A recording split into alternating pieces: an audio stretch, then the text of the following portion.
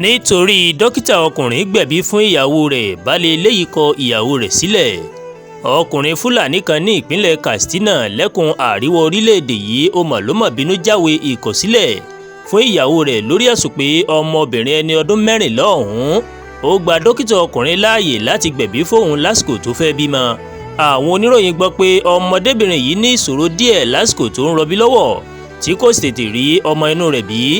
Èyí mà ló ṣokùnfà báwọn èèyàn kan ṣe gbé dìgbàdìgbà lọ sí ilé ìwòsàn kan kí wọ́n lè dóòlẹ̀mí òun àti ọmọ tó wà nínú rẹ̀. Àìsí nọ́ọ̀sì obìnrin kankan nítòsí lásìkò tí wọ́n gbé ọmọbìnrin náà tó ń rọbí lọ́wọ́. Wọ́n lòun ló fà á tí dókítà ọkùnrin tó wà lẹ́nu iṣẹ́ nígbà náà ló fi tẹ́wọ́ gbà á wọlé.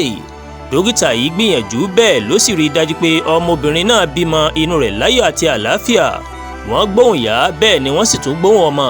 Ṣùgbọ́n kàkà kí inú ọkọ ìyàwó dùn kó sì mọ rírì akitiyan tí dókítà yìí ṣe láti du ẹ̀mí ìyàwó rẹ̀ àti ti ọmọ inú rẹ̀, kó sì tún fi ayọ̀ rẹ̀ hàn bí ìyàwó rẹ̀ ṣe bímọ inú rẹ̀ wẹ́rẹ́.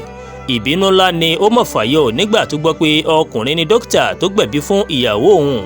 Ọkùnrin yìí kò sì ṣe méní bẹ́ẹ̀ ni kò sí méjì, ó gba ilé ẹjọ́ lọ sòòsé. Níbẹ̀ ló ti lọ jáwé ìkọ̀sílẹ̀ fún ìyàwó rẹ̀. Àdúràgbà Olúwatóyìn ló ń jábọ̀ láti iléeṣẹ́ Àdúràgbàgàdé online TV. Ẹ ṣé púpọ̀ tẹ̀ ń wò wá o.